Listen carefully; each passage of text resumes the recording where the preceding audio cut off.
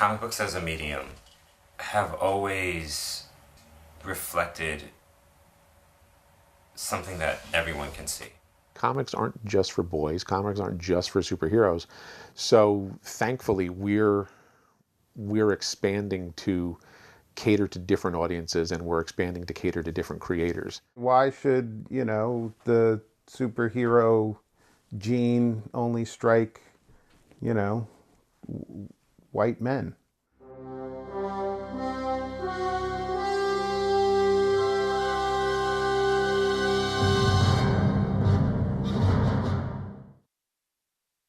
Well, certainly comic books in their purest form have been with us for, centuries, for millennia, because, cave paintings are comic books. We tell stories with pictures. That's what we do as a species.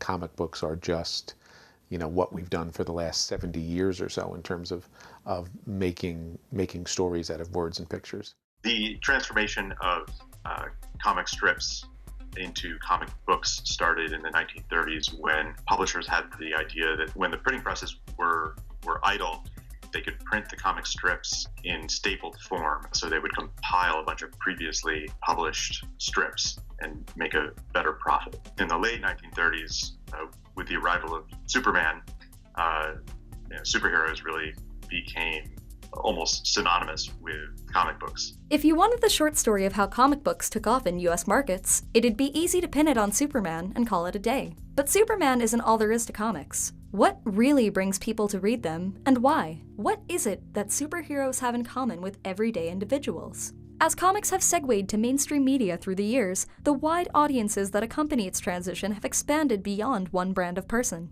With regards to diversity specifically, the comic book industry was a man's game, a white man's game. Characters of color were relegated to sidekicks, villains mostly.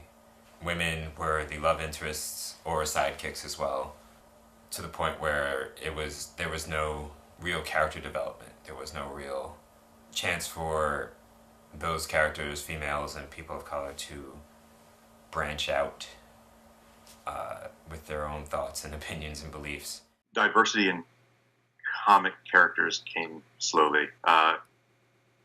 You started to see occasional supporting characters with different shades of skin, but it wasn't until probably the late 60s that minority characters were featured prominently. In 1966, the Black Panther became the first mainstream black superhero. He was not African American, he was African from a fictional country called Wakanda. And it would be a few more years before there was a black American superhero, the Falcon, who was sort of a sidekick for Captain America. With such a wide audience featuring varied ethnicities, genders, and sexualities, why does the focus remain to stay on the white straight male? Well, look at the biggest selling comic book of the past, 40, 50 years is the new X-Men, when the X-Men were relaunched. They were diverse. Duh. In the 60s, X-Men came out, and for a long time, it was typified and seen as the book of the disenfranchised people. People who had no choice the way they were born, but still had to live in America surrounded by hate, essentially. People of color in the 60s and on read that book and saw themselves in it. People who were afraid to come out as gay or lesbian or whatever read that book and saw themselves in it. In the late 60s and early 70s, when there's a tremendous amount of change going on, the civil rights movement and the women's liberation movement, there had always been superheroes, but they were usually refracted mirror images of the male superheroes. So you'd have Superman and they'd say, oh, well, let's make this for girls and call it Supergirl. They weren't really carving out much of their own place. And in the early 1970s, the companies started to try to target different audiences in somewhat clumsy fashion. to different groups besides white adolescents. I didn't really see myself in the Green Arrow stories or things of that nature. But when I didn't see myself in them, I stopped reading them. They could have been some of the most interesting stories, but they didn't resonate with me. And so I started picking up X-Men. Because their tagline is, "We protect a world that fears and hates us." And that's what it feels like sometimes. Exemplifying the toxicity that exists in comic book culture, the 2011 backlash of Miles Morales, an African Latino Spider-Man, had fans rallying the hashtag #NotMySpider-Man. I don't write African Americans as thugs. I don't write characters into old boxes. I want to tell experiences. I want to represent a world that isn't readily or presently represented. That people are saying that diversity in any diversity in comics is pandering. Look at any comic, or a lot of the comics, and look at the last names of the people who are creating the comics. You know, they're very often they're all ethnic minorities. So what's the beef?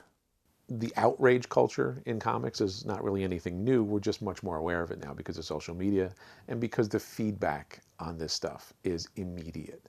And as with anything, the voices who are pissed off are the ones that are loudest. Certainly when I did Green Lantern and we introduced Kyle and we turned Hal into at least an antagonist, if not an outright villain, there was a lot of bitching and moaning about it.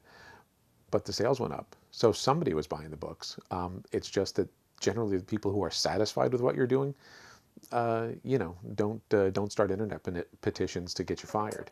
In July of 2014, the same backlash spurred by the minds of Miles Morales haters came back with full force upon Jason Aaron, writer of the newly re-established series Thor, when Marvel announced that this iteration of Thor would be a woman. But later on in 2015, sales statistics showed that this series had started outselling its original male-centric ancestor by a whopping 25%.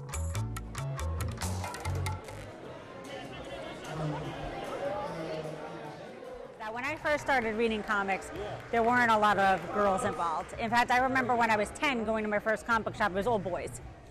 That's not the case anymore. I still think there's a lot of work to do where we could get more girls involved and more girls becoming writers and creators, but over the last 20 years or so, I see so many more women coming to these cons that it's both inspiring, and I'm very grateful for the fact that so many people are having open arms for that, you know?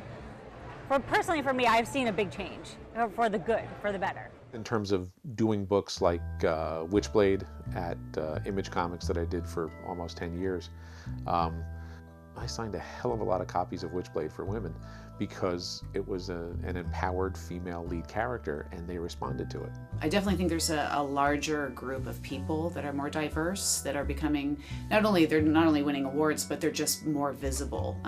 Just in the last 5 years that I've gone to shows, it's gone from a small smattering of females and transgender and queer people to I would say over half. I mean, it's a pretty, especially the independent comics, I just feel like are exploding in terms of that. And I think it's because it's a welcoming place, it's a free place, it's a medium, comics is a medium that, really embraces all kinds of stories. And I'm just seeing that happening more and more in larger groups. Meanwhile, transgender superheroes like Chalice are coming into view, along with autistic superheroes such as Focus.